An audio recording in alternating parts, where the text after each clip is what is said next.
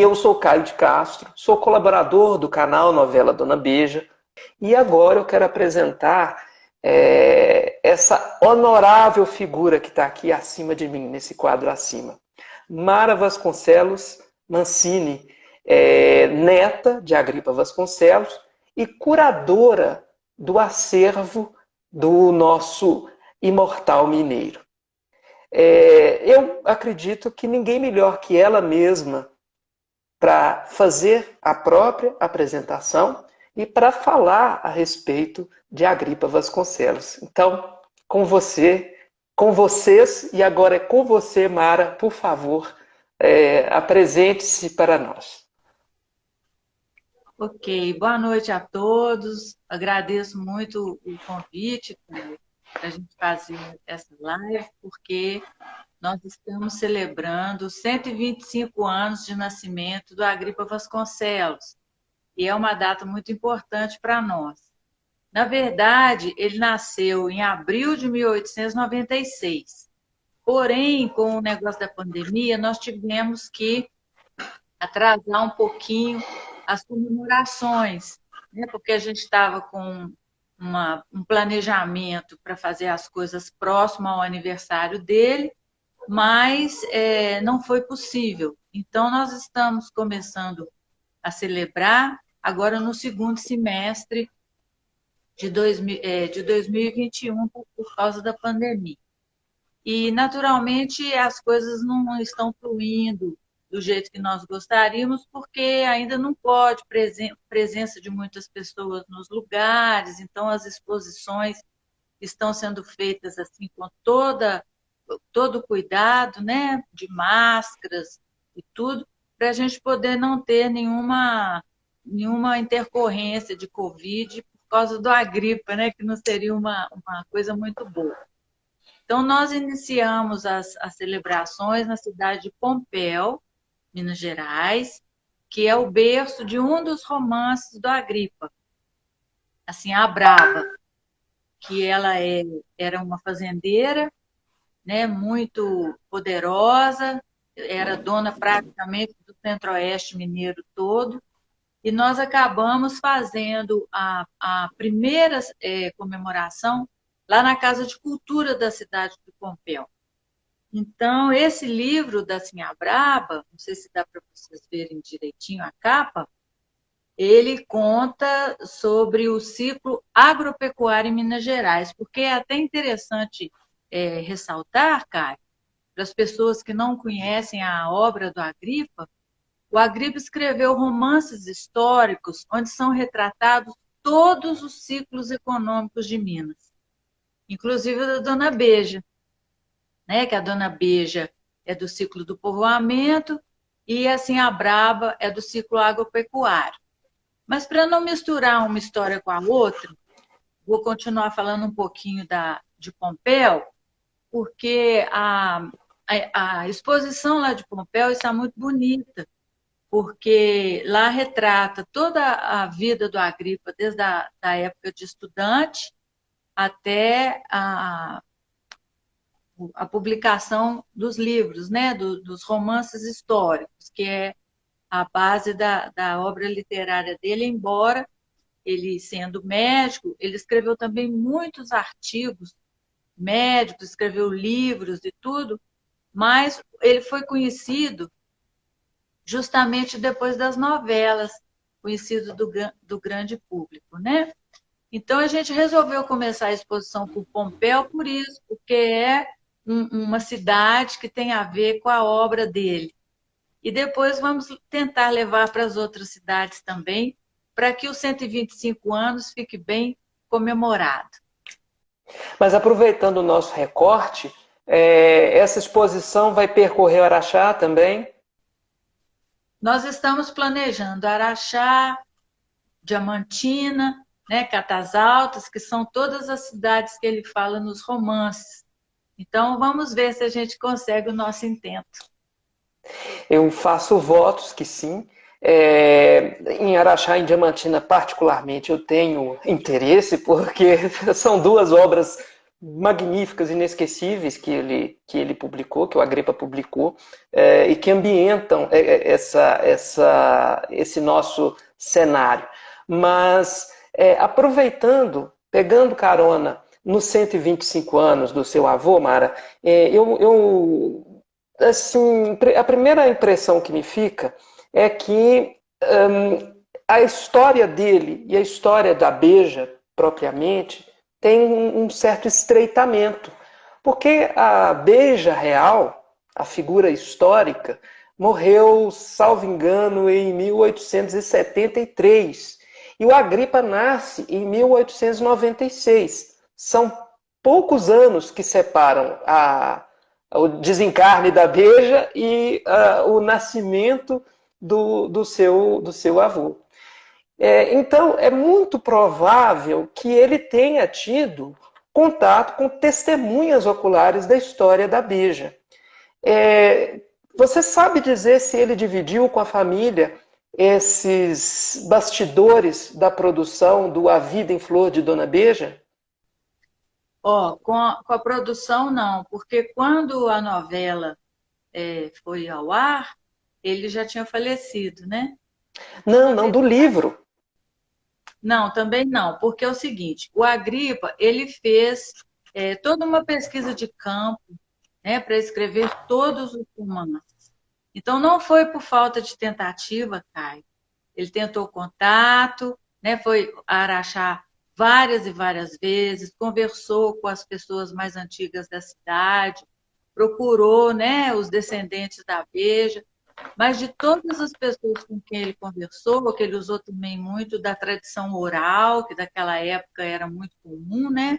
Porque a gente não tinha os recursos que nós temos hoje, mas os descendentes da Beja foram os únicos que não quiseram se envolver, nem se interessaram pela a escrita da obra. Eu tenho para mim que é porque a Beja, ela, na verdade, ela escandalizou uma época, uma sociedade, né? Sim. E o comportamento dela não era um comportamento muito padrão para a época, né? Convenhamos. E eu acredito que por esse fato, né, dela ter sido uma cortesã, todo mundo conhece a história da novela e do livro, mas eu acredito que tenha sido por isso, né, que eles não queriam tocar nesse assunto que vamos chamar de delicado, né?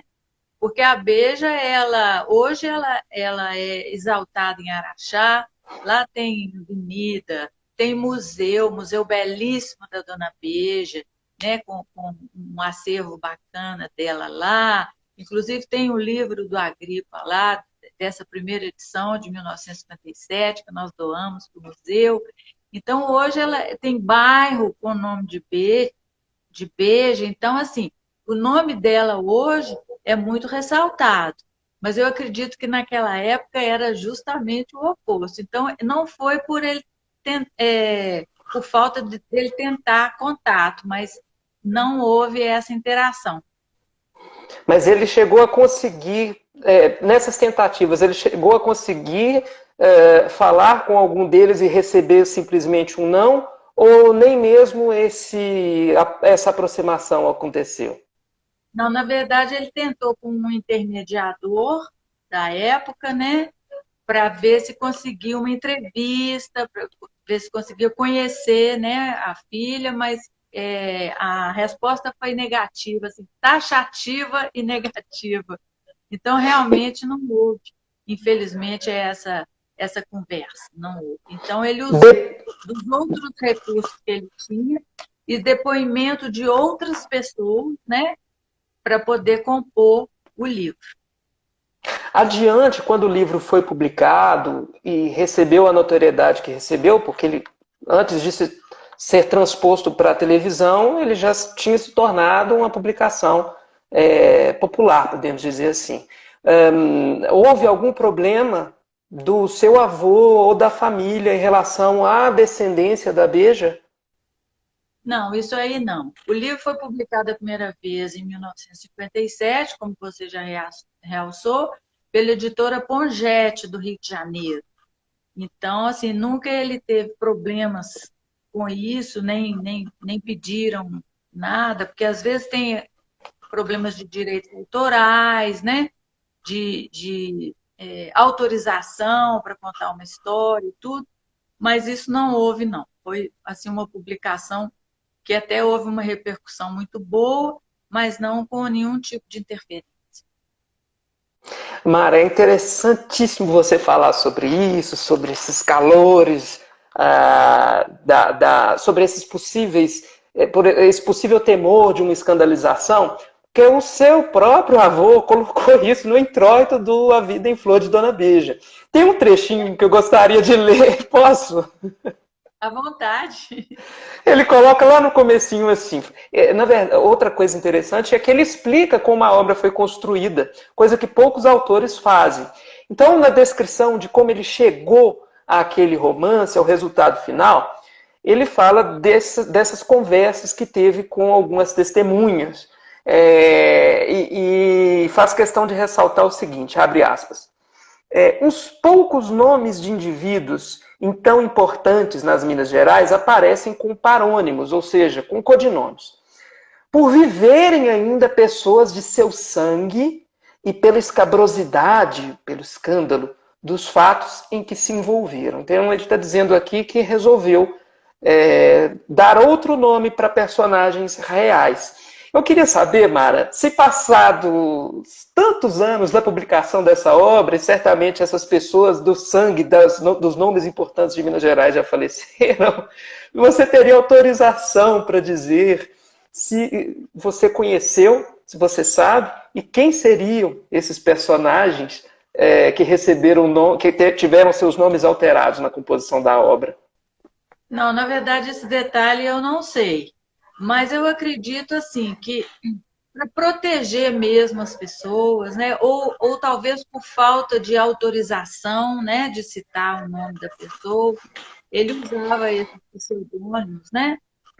Justamente para evitar atritos e problemas depois da publicação da obra, né? Então, eu acho que é uma coisa até normal de acontecer até hoje, quando as pessoas, os escritores resolvem contar uma história e não tem autorização para citar o seu nome, ele conta o caso de forma geral, mas coloca um pseudônimo, porque aí ninguém vai saber que aquilo foi especificamente sobre você. Então, acho que a técnica continua ainda até hoje em voga. Tá bem, não vamos mexer nesse vespeiro. Maria, o seu avô chegou a dividir? Eu sei que com você, muito provavelmente não, mas com a sua mãe, que inclusive tinha o seu mesmo nome, né? Mara, com a sua mãe, com os outros filhos, ele chegou a dividir impressões pessoais a respeito da vida em flor? Ó, especificamente de um livro só, não, acho que de todos, sabe? Porque o vovô ele era muito detalhista nas coisas. Quem lê os livros vê a riqueza de detalhes com que ele escreve os textos, né? E qualquer livro do Agripa que você pega é um virar de páginas. Então, eu não acredito que ele se reteve apenas à Beija, não. Eu acho que ele deve ter comentado de todas as histórias magníficas que ele escreveu. E a minha mãe sempre foi a curadora da obra dele, né? Desde sempre. E os romances foram publicados em 1966. E até uma curiosidade, Caio, que ele faleceu em 69. Então, foi muito pouco tempo para ele usufruir, né, desse sucesso que os livros tiveram, o que eu considero que foi uma pena, porque deu tanto trabalho para ele poder fazer essas pesquisas de campo e tudo, e ele praticamente não usufruiu, né, do sucesso que os livros trouxeram anos mais tarde. Inclusive, como a gente está no canal da novela, é bom lembrar, quem nos assiste, que a novela passou em 1986. E o Agripa, infelizmente, faleceu em 69, correto, Mara? Correto. Portanto, já havia um bom tempo que ele tinha partido quando a novela foi exibida, infelizmente. É verdade. Aí nós, descendentes, é que curtimos tudo por ele, né? Me conta um pouquinho sobre essa herança imaterial. Quando a sua mãe se torna curadora do acervo, naturalmente ela passa a encabeçar o destino da obra, e lá na frente isso vai confluir para as tratativas com a Rede Manchete. Com certeza. Assim, a minha mãe sempre cuidou de tudo porque o vovô era uma pessoa muito tímida. Ele não gostava de dar entrevistas, ele gostava de viver mais recluso. Então, ela que cuidava de tudo. Tanto é que o memorial de Agripa Vasconcelos, que existe em Matosinhos, foi fruto do trabalho dela, publicação de livros depois do falecimento dele, fora a coleção, também foi todo o trabalho dela. E também as negociações com a Rede Manchete, né? Porque ela que era responsável, então ela ia ao Rio de Janeiro, depois de um telefonema do Bloch, né, que era o dono da Manchete, ele se interessou pela história, e ela foi ao Rio de Janeiro conversar para poder começar, né, a ver como que seriam o contrato, né? Como é que seriam essas cláusulas, porque direitos autorais no Brasil a gente precisa de tomar bastante cuidado para a gente também não ficar prejudicado em algum ponto. Então, as conversas foram muitas, ela foi ao Rio de Janeiro várias vezes com uma das irmãs dela para poder conversar, e eles foram acertando aos poucos, sabe, Caio? Porque para você ceder os direitos autorais para que a obra vire um filme ou vire uma novela, você não pode querer que a obra fique muito engessada, do jeitinho que foi escrito. Porque nós temos que entender que a obra ela serve de base para uma produção. Então, isso significa que quem vai adaptar a obra para a novela ou para o cinema, para a televisão ou para o cinema, ele tem o direito de fazer modificações. Então, se você não permite isso, talvez o seu livro se torne inviável para a produção televisiva, porque o que interessa para a televisão hoje não, sempre, né? É o Ibope, né? E quem faz adaptação entende muito disso. Então, vai colocar cenas que no livro não tem, né? Porque precisa daquele tipo de cena para poder atrair mais a atenção do público. Então, isso assim foi bem conversado, e eu acredito que com o acordo das duas partes, a novela acabou sendo do jeito que foi, com sucesso extraordinário no Brasil e no exterior, mesmo não sendo uma réplica total do livro, e nem poderia, igual por isso que eu estou te explicando. Então, tem coisas que na novela, sendo que na novela, tem personagens que no livro não tem, e que a novela tem, que é o caso da Adriana Galisteu, por exemplo, né? E o Avancini mesmo deu uma entrevista falando que o personagem dela foi uma jogada de marketing, porque ela estava muito na mídia na época, e foi muito interessante para eles colocarem fazerem uma personagem para ela, porque ia atrair a atenção do público, que é o que a televisão precisa. A televisão precisa de Ibope, né? Sim. Bastante gente assistindo. Então, esse foi um dos casos. Outra coisa também assim, interessante nas conversas que minha mãe teve com o Dr. Bloch é o caso dos créditos para vir escrito no início da novela, que a novela foi baseada no romance do Agripa Vasconcelos e tudo. E isso foi assim uma verdadeira luta, vamos dizer assim. Porque para que o nome do Agripa aparecesse por, acho que 2 ou 3 segundos, porque televisão vale ouro, né? A mamãe teve que abrir mão de uma outra parte. Então, é tudo assim, um jogo, negociação aqui e ali, para poder chegar num ponto comum. Porque um negócio, para ser bom, tem que ser bom para os dois lados, né? Então, Sem dúvida. final, eles chegaram num acordo interessante e a novela foi um sucesso total. Mara, eu queria eu tenho algumas perguntas que a gente extrai do que você acabou de dizer, na verdade, no mínimo umas três. A primeira delas é o fato de você dizer que a sua mãe recebeu um telefonema do Adolfo Bloch. Então, o convite partiu do próprio dono da emissora, não houve um encarregado, um intermediário. O presidente do Grupo Bloch ligou para sua mãe e disse: queremos Dona Beija na manchete? Foi isso?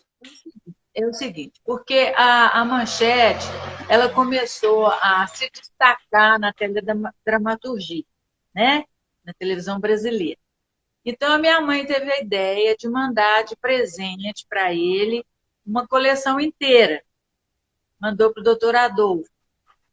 E, em agradecimento ao presente que ele havia recebido, ele ligou. E nesse telefonema, ele aproveitou e já fez o convite, se ele poderia usar um dos livros para fazer uma novela, que eles estavam realmente procurando uma história para substituir a novela que já estava no ar, né? Aí a minha mãe falou: ó, o senhor então escolhe qual livro que o senhor está pensando e depois nós vamos conversar novamente. Não demorou 10 dias, Caio. Houve outro telefonema pedindo já para ela ir para o Rio de Janeiro para encontrar com ele na sede da Manchete, né? Para eles já poderem começar a alinhavar como que seria feita essa adaptação. Então, acho que foi um somatório de coincidências muito feliz que acabou dando muito certo. Sua mãe foi estrategista, mandar a saga do País das Gerais para o dono da emissora. Exatamente. Mas, Ela teve uma ótima mas ideia. e na sequência, como é que essas negociações se travaram? Vocês já saíram de Belo Horizonte, vocês, me perdoem, a família, saiu de Belo Horizonte com advogados contratados, com assessoria jurídica, ou foi tudo uma grande aventura no Rio? Não, na verdade, a minha mãe também era advogada, né? Então, Ah, ela também era advogada. Mas no final, lógico que ela contratou um especialista, né, de direitos autorais para poder fazer uma coisa assim bem feita, bem alicerçada, como eu te expliquei no início, para ser um bom negócio para os dois lados. Mas ela tinha noção das coisas, então ela não foi se aventurar no Rio de Janeiro. Ela sabia o que ela estava fazendo, né? E depois, no final, já com as cláusulas prontas e tudo, aí foram com o advogado especialista para poder fazer a assinatura final do contrato. como você falou sobre essa polêmica com a exibição do nome do Agripa nos créditos da novela, eu imagino que essa negociação não foi florida o tempo todo. Por mais que Por isso. houvesse essa lua de mel, desse convite, desse presente que a sua mãe enviou para o Adolfo Bloch, houve percalços nessa negociação. Estou enganado? Não, não está não. O problema é o seguinte, é que a televisão quer ganhar muito e quer pagar pouco. Então, né, tem esse problema de valores também, que foi muito difícil chegar num acordo, porque a produção da novela foi mais de 2 milhões de dólares, muito dinheiro. Mas para o escritor foi muito pouco. Então é uma desproporção muito grande, sabe? E até que se chegasse num ponto comum, você sabe como é que são essas coisas. É difícil, porque eles não queriam abrir mão do valor irrisório que eles estavam querendo pagar, mas a minha mãe também não queria vender os direitos por um preço tão baixo. Aí foram negociar, é o crédito do nome ali, é o personagem aqui, fomos chegando num ponto comum que acabou que minha mãe resolveu aceitar os termos propostos, mas ela batalhou bastante para chegar no ponto que chegou. Mas não é Antes, fácil, né? Antes de emendar uma outra pergunta ainda dentro desse tema, eu queria perguntar ao pessoal que está comentando, aliás, retomar meu convite para que vocês participem, enviem perguntas também, porque eu não quero ser o único a perguntar, eu tenho muitas curiosidades, mas acredito que vocês também tenham. Mas então é isso, gente, participa com a gente, manda pergunta também, tem muita coisa que a Mara sabe e que a gente precisa saber. Às vezes a minha curiosidade não é a mesma que a sua. Seguindo, Mara, nesse mesmo tema, você disse então que eu posso concluir dessa forma, que a remuneração, o pagamento pelos direitos autorais não é exatamente aquilo que a família mereceria pela transposição da obra. Mas essa novela ela foi reexibida 2 vezes. Ela foi reexibida em 89 na própria Manchete, ela foi reexibida no SBT em 2009, fora as reproduções internacionais. Sobre todas essas reproduções das quais eu disse, há alguma participação para a família Vasconcelos? Ou vocês, com perdão da palavra, ficaram a ver navios?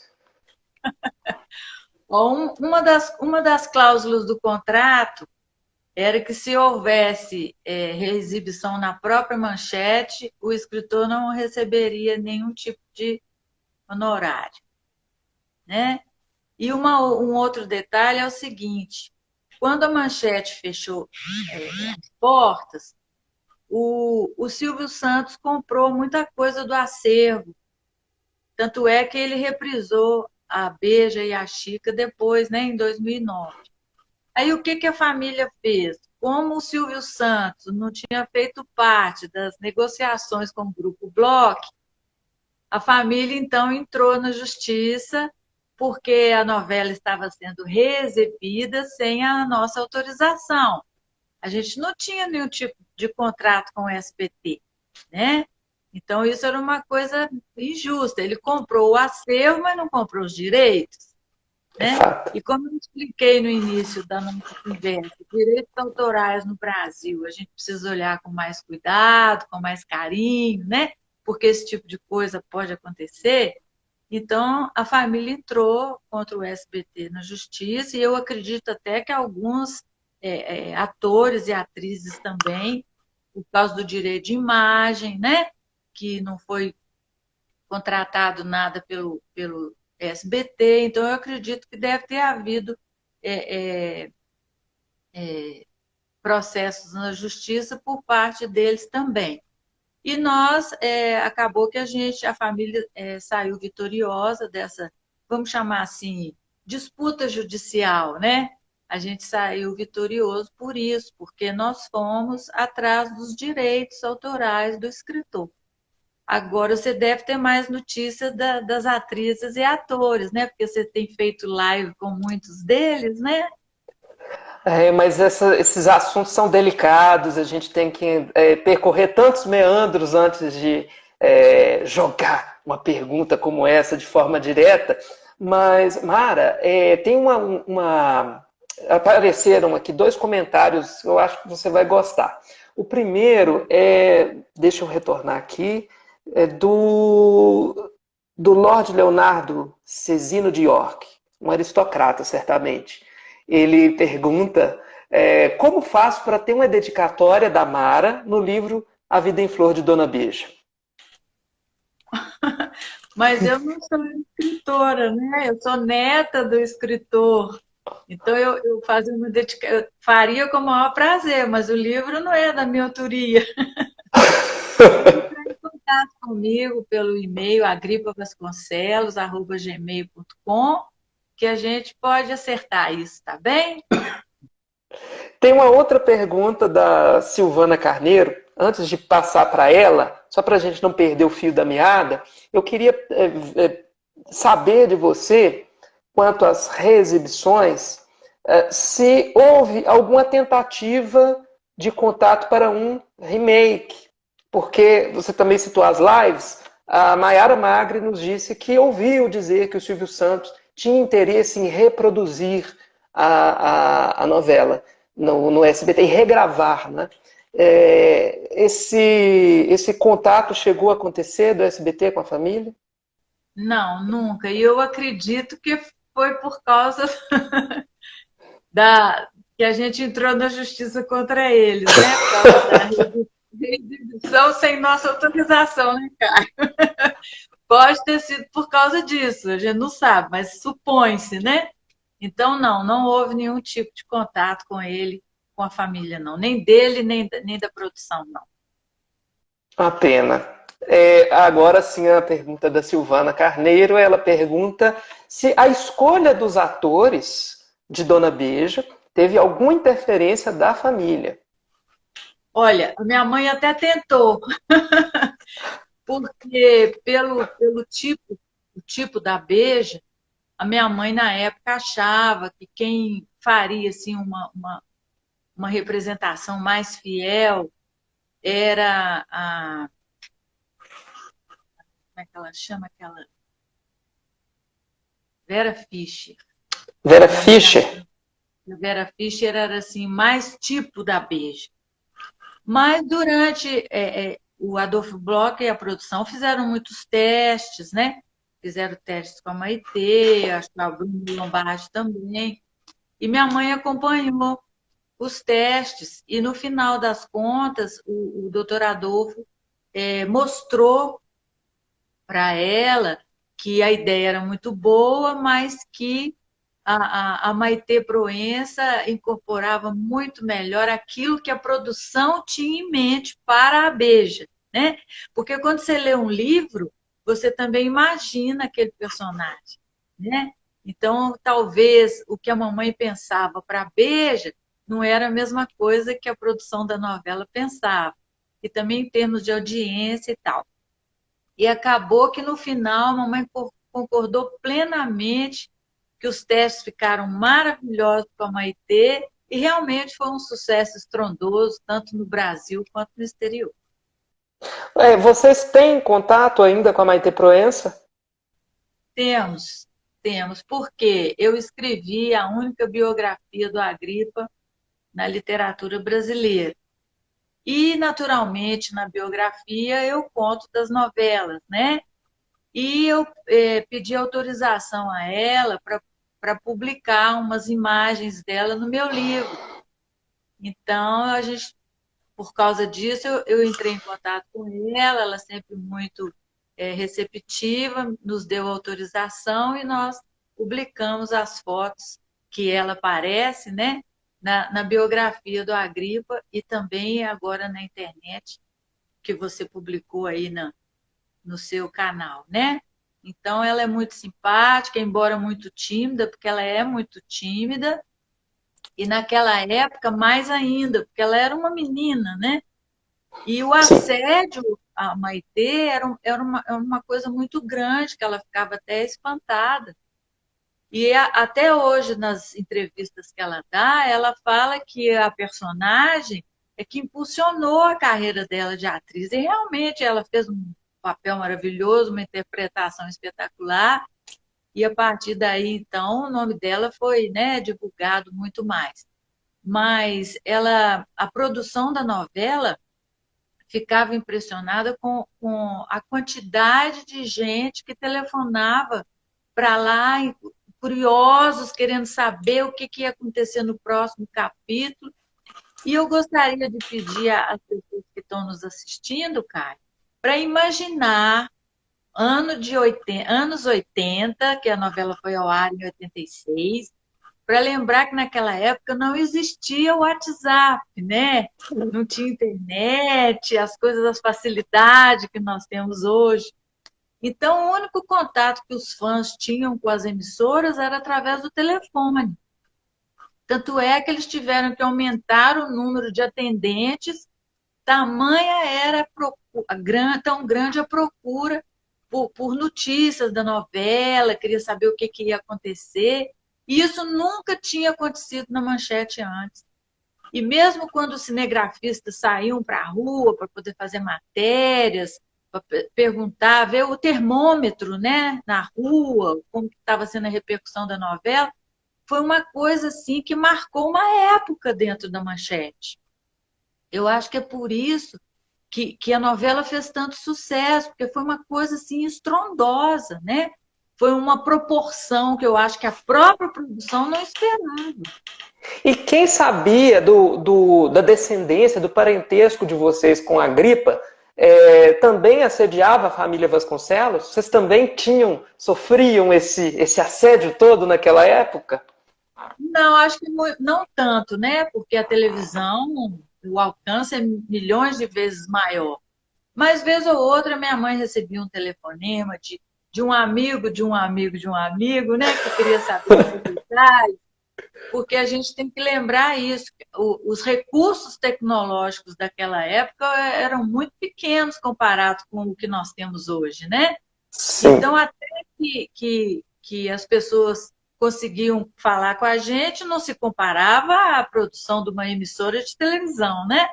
Então, dentro Sim. da sua proporção, sim, éramos procurados também, mas não com essa quantidade que era na televisão. E certamente, já que você fala desse assédio, certamente o sucesso editorial, ou seja, a vendagem tanto do A Vida em Flor de Dona Beija, mas talvez das demais obras da saga, tenha aumentado exponencialmente. É verdade? E por incrível que pareça, Caio, até hoje, os 2 livros que foram adaptados para a novela ainda são os mais vendidos. E a gente encontra também na internet, né, livros com preços bem irrisórios, né, porque as pessoas leem, depois se desfazem dos livros. Então, a gente encontra até hoje livros antigos sendo comercializados e os livros novos, das novas edições, também sendo vendidos até hoje, por incrível que pareça. Seria demais eu perguntar se aqueles percentuais de que a família teve que abrir mão dos ajustes com a manchete foram compensados pela divulgação que a novela promoveu com a obra? Olha, um dos fatores primordiais que no final a minha mãe concordou com tudo foi justamente esse. O objetivo principal para ela era a divulgação do nome de Agripa Vasconcelos. Então, depois das novelas, naturalmente, o nome dele foi muito divulgado e ficou realmente muito mais conhecido. Aliás, ele ficou mais conhecido do grande público por causa das novelas. Então, ela considerava que foi realmente um bom negócio por isso. Porque o que o escritor precisa é divulgação do nome, é divulgação da sua obra, não tanto compensação financeira, né? Mas ela ficou muito satisfeita até com a repercussão.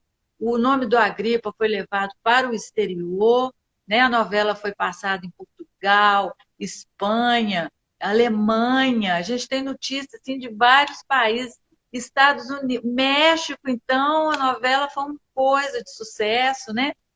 Então, você imagina, se nós teríamos conseguido divulgação do nome do Agripa Vasconcelos nesses países se não fosse a televisão. Não E o livro, nunca, né? a obra foi traduzida no exterior também? Não, não foi traduzida, mas ela foi dublada, né? Ela foi dublada. Então, nos países de língua estrangeira, Alemanha, por exemplo, Espanha, então eles dublaram os capítulos. Mas, como eu te expliquei no início, a família não teve compensação financeira de tudo que saiu do Brasil. A parte do exterior ficou única e exclusivamente com manchete. Entendo. Não, mas, na verdade, Mário, eu questionei se essa exibição no exterior motivou a tradução do livro e a publicação do livro no estrangeiro. Isso nunca aconteceu. Não, Que nunca. pena! Pena mesmo. Meu Deus, eu imagino, eu já estava esperando um sim. Estava pensando, nem vou fazer essa pergunta, porque com certeza fizeram isso. Não, infelizmente não.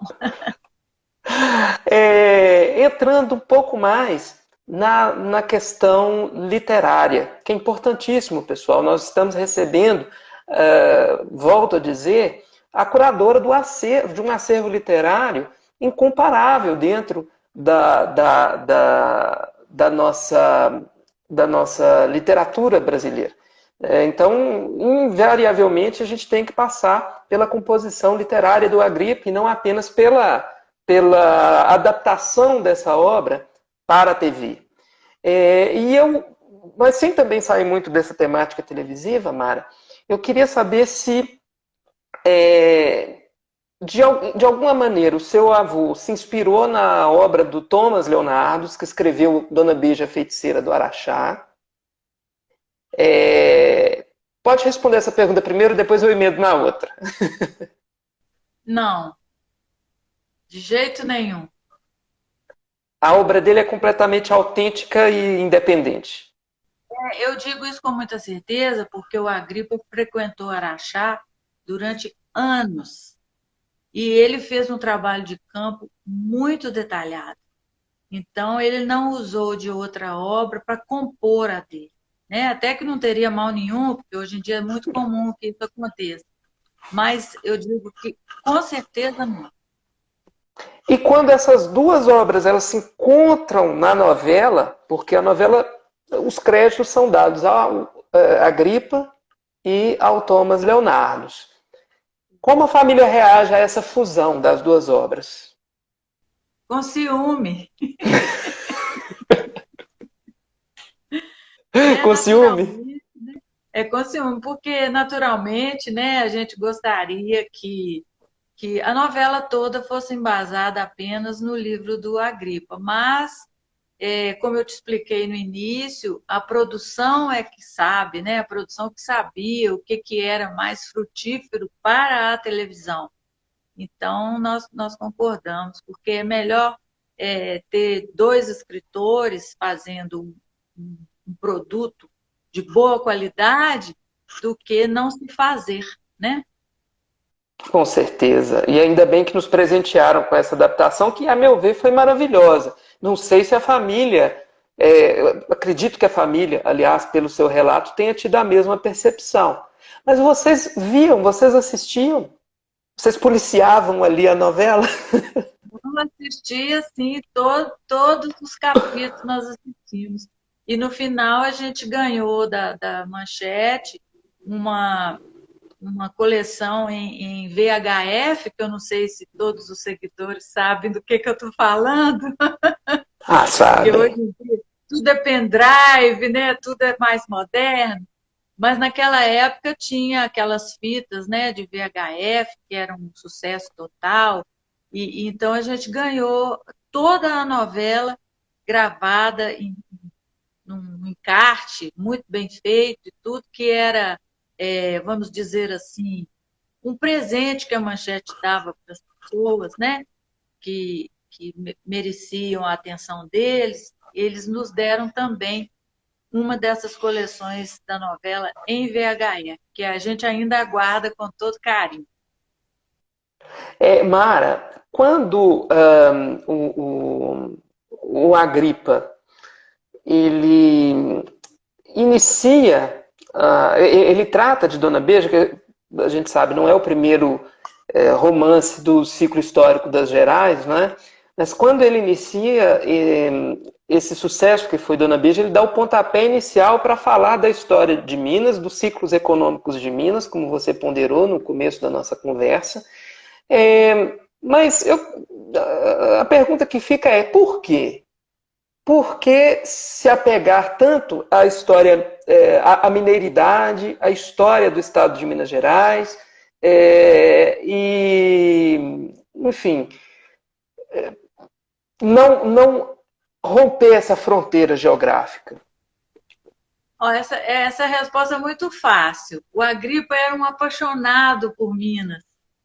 Ele dizia que ele tinha Minas enraigado dentro do coração. Ele era mineiro, né?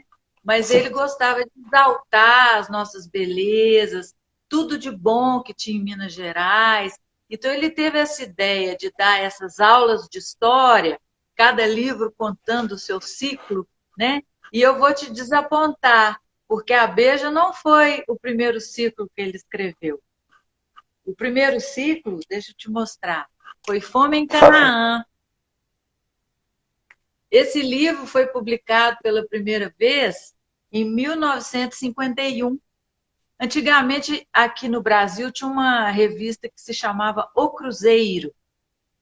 E o Cruzeiro lançou um concurso literário nacional com o objetivo de ressaltar ou descobrir novos talentos, né, da literatura brasileira. E o Agripa foi premiado com esse livro em 51. Na verdade, o concurso começou em 47, mas o Agripa foi participar em 51 com Fome em Canaã, que é o ciclo dos latifúndios. E o Agripa foi premiado com esse livro. Então, eu sinto te decepcionar, mas a Beija não foi o primeiro, viu, Caio? Em seguida vem a Beija? Em seguida veio a Beija com essa capa antiga que você já publicou, né?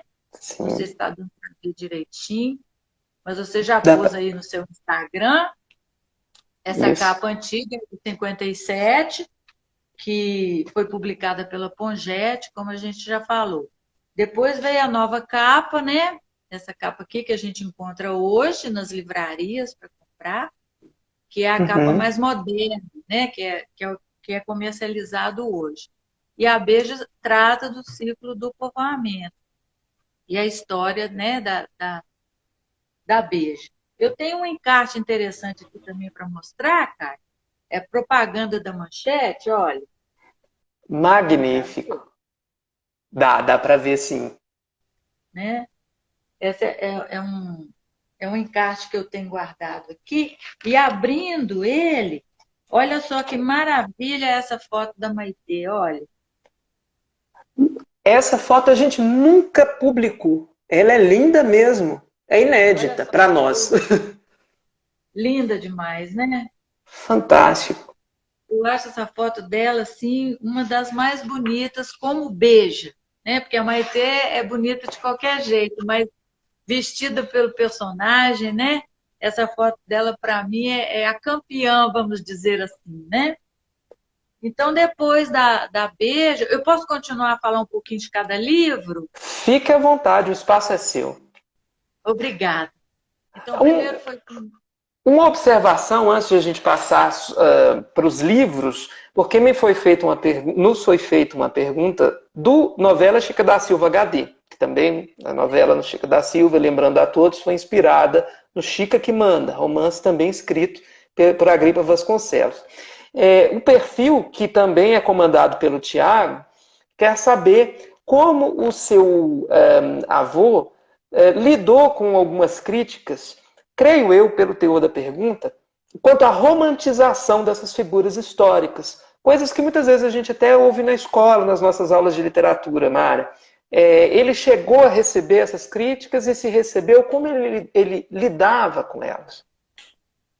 Na verdade, o Agripa, como eu te expliquei, ele não participou muito da vida depois que os livros saíram, porque ele faleceu, né? Então, muitos livros que saíram antes foi A Fome em Canaã e A Dona Beija, como nós estamos mostrando, e os outros livros ele não teve, assim, não usufruiu, né, do que veio a seguir.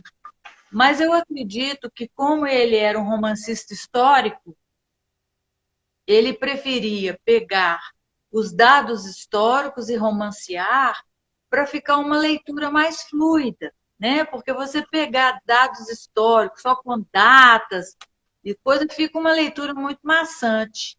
E como o Agripa tinha uma mente muito brilhante, ele criava as histórias baseadas em fatos reais que ele tinha pesquisado, do trabalho em campo que ele fazia.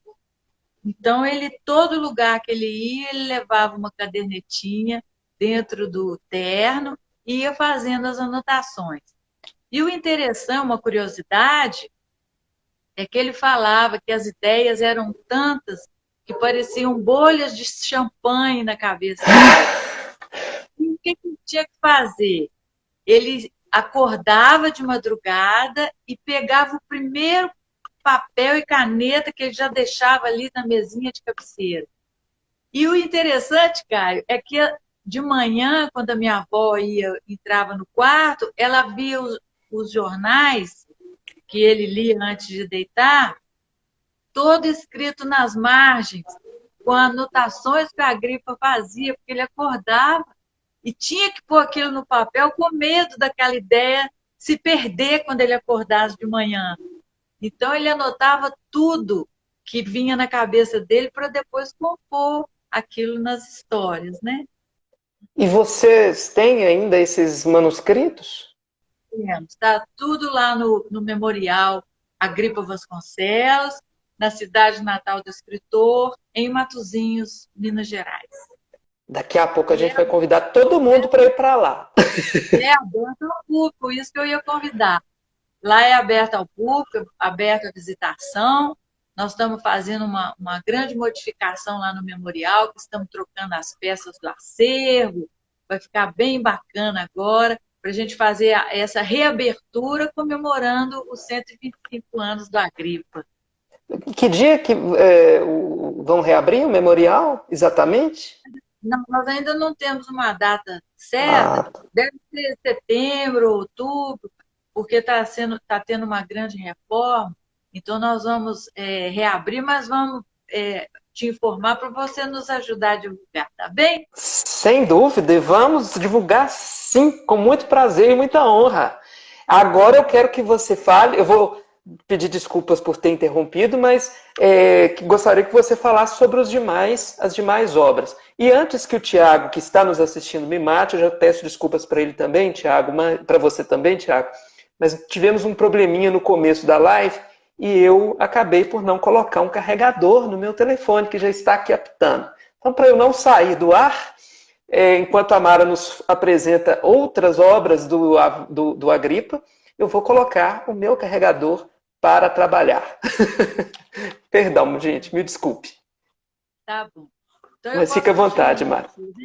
Tá bom. Sim, sim. Então eu comentei já sobre a fome em Canaã, que é o ciclo dos latifúndios, comentei sobre a Beja, que é o ciclo do povoamento e a história da Beja, comentei também sobre o Chico Rei. O Chico Rei, a história da escravidão. O Chico Rei é uma história muito cativante, porém triste, porque conta a história do Chico Rei, que realmente foi rei no Congo, e ele veio trazido para o Brasil para ser escravo aqui com toda a sua família e a corte, né? Então, chegando aqui, ele começou a trabalhar nas minas, aqui em Minas Gerais, nas minas de ouro, e trabalhou muito até que ele conseguiu comprar a sua própria alforria. E não satisfeito com isso, ele continuou trabalhando para poder comprar a alforria de todos os compatriotas, de todas as pessoas que vieram com ele da África. Então, é uma história linda. E tanto é verdade essa história do Chico Rei, que nós temos lá em Ouro Preto, antiga Vila Rica, onde já ia falar novela, onde a história do livro se passa, a gente tem a mina do Chico Rei, que também é aberta à visitação, né? Então lá a gente tem a real noção do sofrimento, né, que o escravo passava para poder extrair o ouro lá daquela mina para poder enriquecer os seus senhores. Então é uma história muito cativante também. Depois nós temos o Gongo Soco. O Gongo Soco, ele conta a história do ciclo do ouro em Minas Gerais, o esplendor do ciclo do ouro. Por que eu falo esplendor? Porque foi a época mais rica que o Brasil já teve, vamos dizer assim, para não dizer só Minas Gerais, né? Foi realmente o esplendor do ouro. E esse livro retrata também a história do Barão de Catas Altas, que foi o homem mais rico do Brasil na época. E a riqueza dele era tanta e ele era tão extravagante, Caio. Sabe o que ele fazia quando ele dava festa? ele mandava colocar pó de ouro dentro dos rojões e estourava no quintal para poder impressionar os convidados. Então, isso é só uma passagenzinha pequena dessa história para que as pessoas tenham curiosidade de ler. Mas o Círculo do Ouro é fantástico. Eu peço licença para pessoalizar um pouquinho essa live. Eu, na minha vaidade, antes de entrar no ar, eu convidei as minhas ex-professoras de português e de literatura para nos acompanharem. Uma delas disse que o livro predileto dela, eu não tinha falado a respeito da obra, disse apenas que estaria com você. Ela me disse que o livro predileto dela é o Gongo Soco. Então eu quero dedicar essa passagem para ela. Ai, que coisa boa. Regina Martins. Muito obrigada, fico muito feliz de saber que você é leitora do Agripa Vasconcelos. Muito obrigada. Bom, depois que eu tinha comentado também no início da nossa conversa, agora vem o Chica, né? O Chica que manda. O Chica que manda ainda, até hoje. O Chica que manda conta a história do ciclo dos diamantes, né, na cidade de Diamantina, e a história da Chica da Silva, que muitas pessoas conhecem também por causa da novela, né? Foi ao ar também com a Thaís Araújo. Mas a história da Chica, ela é impressionante porque ela escandalizou uma época, né? Porque você imagina uma escrava virar rainha do Tijuco, né, por causa do amor do contratador João Fernandes por ela. Então, eu acho que é um enredo, né, que atrai a atenção de todo mundo, principalmente da produção da teledramaturgia da época. Então, também foi um sucesso total, né? Posso te colocar numa situação difícil? Entre os dois. Se você tiver... Eu fiz essa pergunta para um fã. Você está num navio com o acervo do seu avô. O navio vai afundar. Você só pode salvar A Vida em Flor de Dona Beija ou o Chica que manda. Qual dos dois exemplares você leva para o bote? Nossa, Kai, isso é muito difícil, sabe por quê? Porque não são só esses dois livros, né?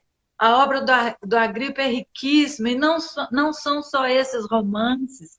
Né? O Agripa escreveu outros romances, além das sagas do País dos Reais.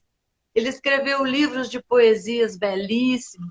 Ele entrou para a Academia Mineira de Letras com apenas 25 anos de idade, justamente com o livro de poesias, né? Que ele teve o primeiro contato com a literatura quando ele fez o ensino médio no Instituto Grambre de Juiz de Fora, e lá ele aprendeu a brincar com as palavras, a fazer as primeiras rimas, né? Escreveu os primeiros haikais, que são poesias de apenas uma estrofe.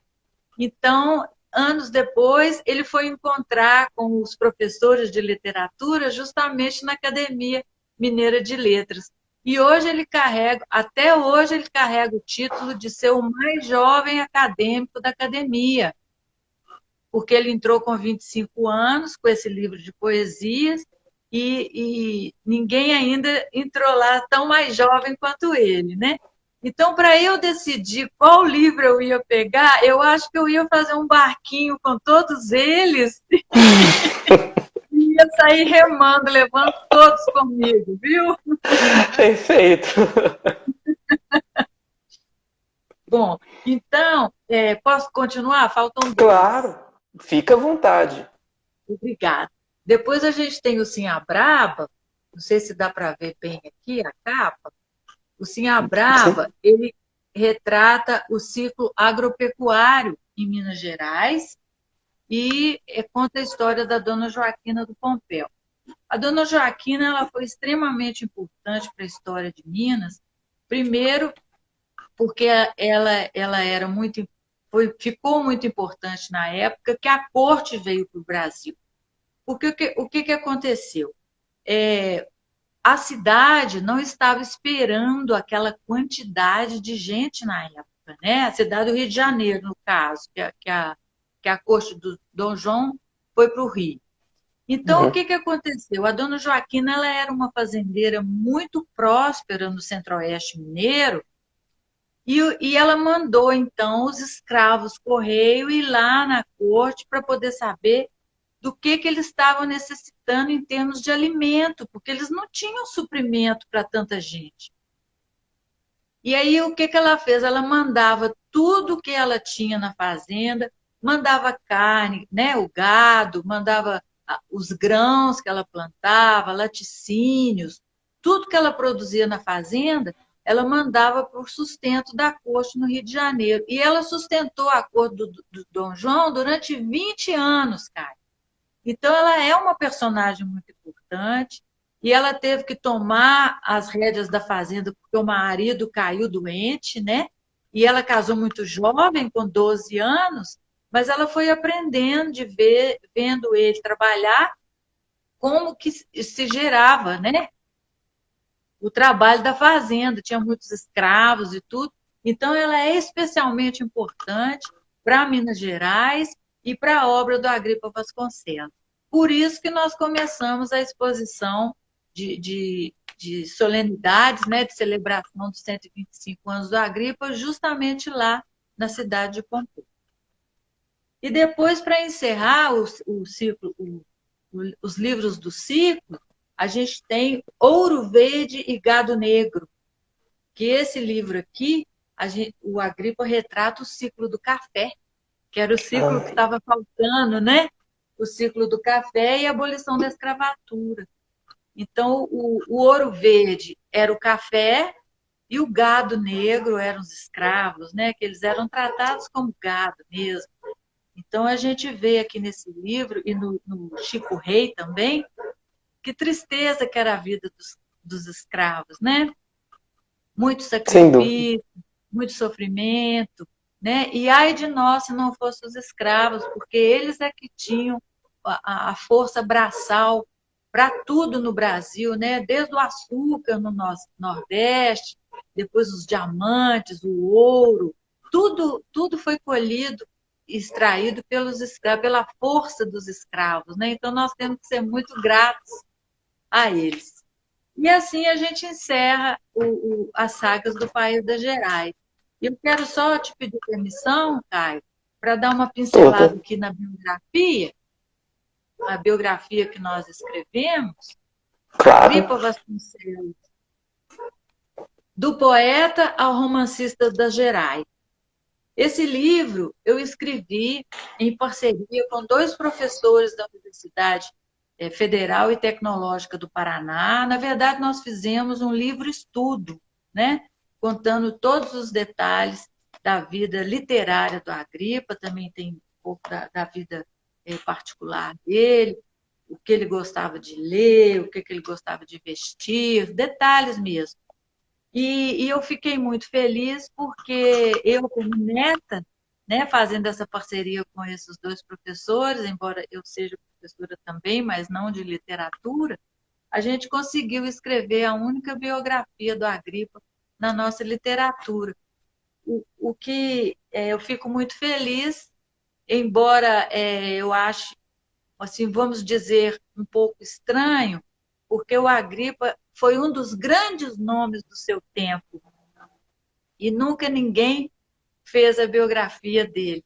E eu me sinto feliz por ter sido, né, eu, como neta, consegui fazer esse trabalho. E se alguém quiser adquirir, é através do e-mail agripavasconcelos@gmail.com. A gente, no meio da live, a gente teve a pergunta do Lorde a respeito de como conseguir uma dedicatória sua no A Vida em Flor. Seria uma bela oportunidade também de receber uma dedicatória da própria autora de um livro que ele, acredito, vai ter interesse em colocar na estante. Feliz. Quero agradecer aqui ao Beto Menezes, que tem elogiado, Mara, o nosso sorriso e o nosso sotaque. Ah, por causa que nós somos mineiros, né? Com certeza. Isso não tem jeito de deixar negar, né, Caio? Com certeza não. Nem que eu vivesse o resto da minha vida no Rio ou em outro local, eu perderia esse sotaque.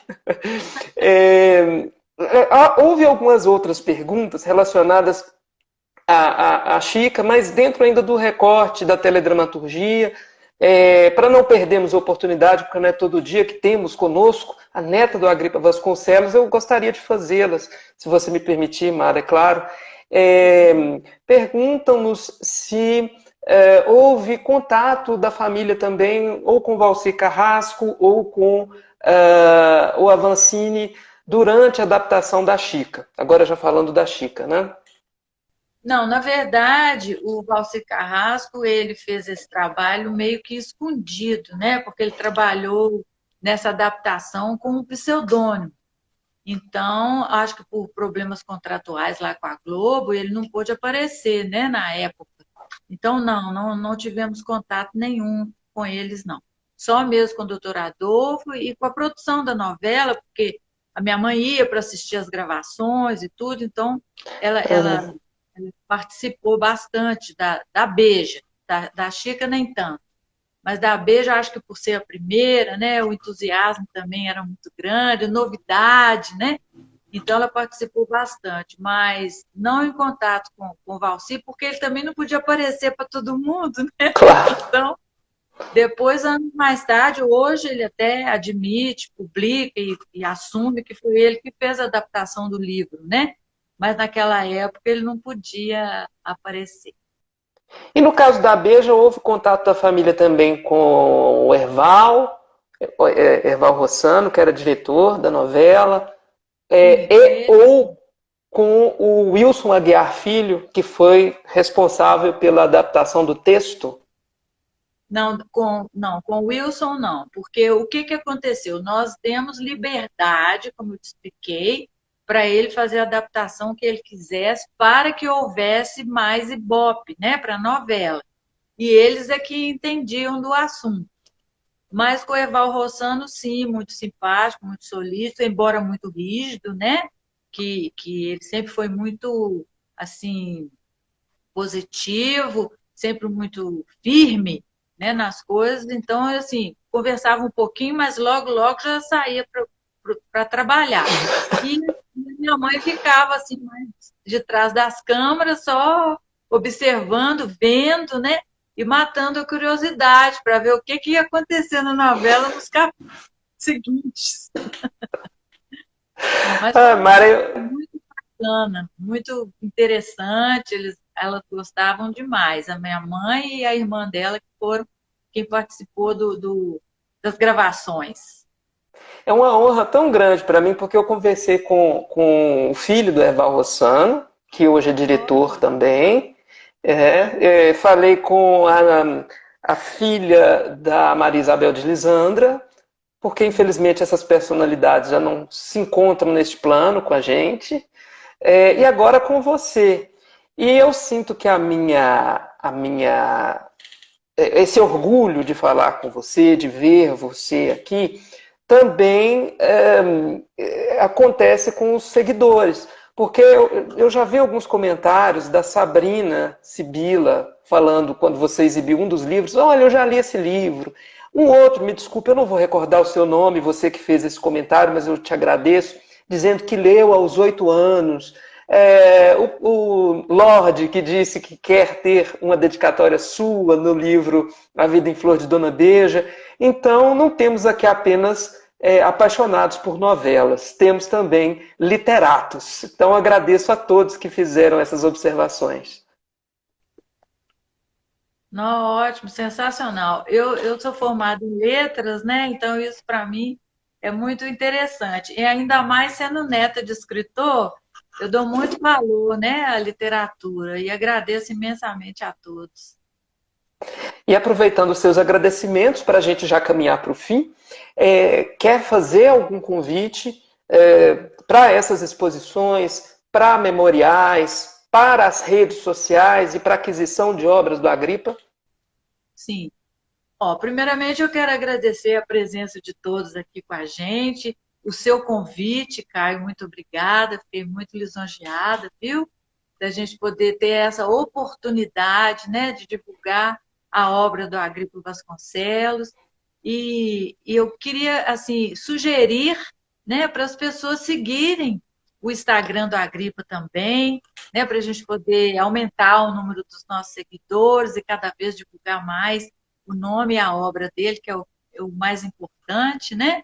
E esse ano, especificamente, com as celebrações dos 125 anos de nascimento dele, eu vou publicando aos poucos, à medida com que as exposições forem ficando prontas, para as pessoas terem oportunidade, se morar na cidade, que a exposição acontecerá, da pessoa poder ir, né, pessoalmente, porque a gente está tomando todos os cuidados sanitários, né, o número de visitantes está bem restrito por horário, justamente para a gente não ter nenhum tipo de problema. Então, nós estamos com essa exposição na cidade de Pompéu. Se tiver alguém de Pompéu aqui, quiser visitar, está na Casa da Cultura de Pompéu e vai ficar lá durante 30 dias. E depois eu vou postando aos poucos, porque a gente também está fazendo essa live hoje.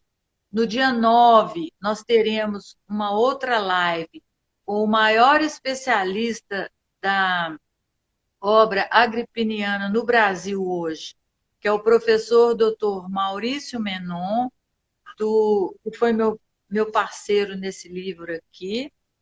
Ele vai fazer uma live pelo YouTube da Academia Mineira de Letras, no dia 9. E depois a gente vai fazer a reinauguração do memorial em Matozinhos. Depois vamos a Araxá. Conforme for, nós vamos a Diamantina. Então, eu vou colocando aos poucos para as pessoas também não se perderem nessa agenda, porque está bem cheia, né? Mas eu queria agradecer a atenção de todos, agradecer essa oportunidade, viu, Caio? Fiquei muito feliz de poder participar aqui com vocês e poder divulgar essa obra literária tão maravilhosa do Agripa Vasconcelos. Imagina, a honra é toda minha de você ter aceito o meu convite, e eu reforço, a obra é maravilhosa mesmo, tem que ser lida, tem que ser revivida, não podemos deixar esses traços da nossa literatura e da nossa história se perderem, especialmente nos tempos de streaming, de internet, em que temos outros atrativos de entretenimento.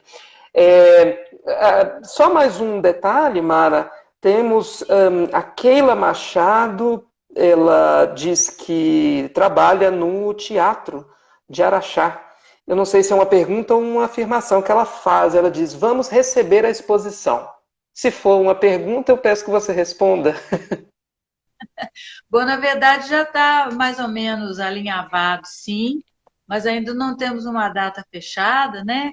E eu estou esperando assim acabar de conversar, mas já está alinhavado, sim, Araxá. E Araxá é muito importante por causa da Beja, né?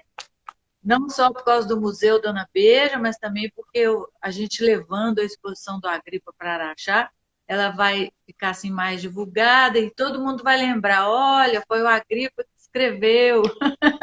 Isso para nós é muito gratificante e importante. Quem sabe a Keila não consiga fazer um trabalho catalisador dessa exposição, já que ela nos assiste e admira o trabalho do seu avô.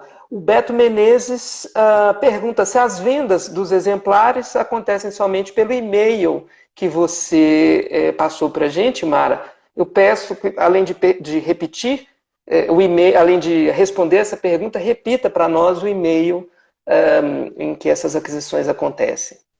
Ok. Os livros são comercializados nas livrarias de Belo Horizonte apenas, né? As grandes livrarias, a Leitura, a Saraiva, tem os livros do Agripa. Mas eu também faço esse trabalho de venda, de divulgação, porque às vezes acontece das pessoas terem um contato mais rápido comigo, porque às vezes não mora em Belo Horizonte, às vezes não tem uma pessoa que possa mandar. Então eu faço essa ponte, né? Eu envio o livro de acordo de onde a pessoa morar. E o e-mail que a gente é o agripavasconcelos@gmail.com. Então, estou à disposição de todos e muito alegre com a repercussão da live, viu? Os agradecimentos são todos meus e são extensivos ao pessoal do elenco da novela que nos acompanhou. Maiara Magri, Beno Boninho mandou um abraço agora pra gente. Eles também fazem parte dessa história, não é, Mara? Então, preciso agradecê-los também. Claro. E, gente, Estou muito honrada deles estarem assistindo, né? Estou muito honrada deles estarem nos assistindo. Com certeza, não tenho dúvidas disso. Só não sei se a sua. Aliás, não sei, não. Eu tenho certeza que a sua honra é muito maior que a minha. E, repito, é uma satisfação enorme ter você aqui. Eu sou filho de professora, minha mãe foi bibliotecária.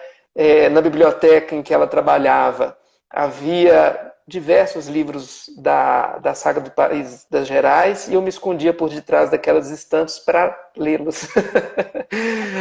É uma honra estar com você, ainda que virtualmente.